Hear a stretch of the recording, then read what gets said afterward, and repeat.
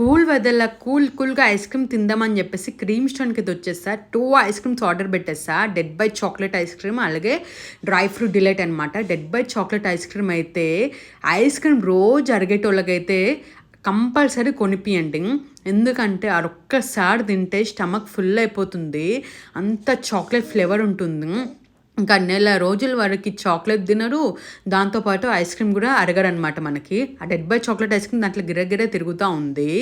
ఇంకా ice cream అయితే chocolate flavour తెలుస్తుంది మనకి ఐస్ క్రీమ్లా. చాలా బాగుంది.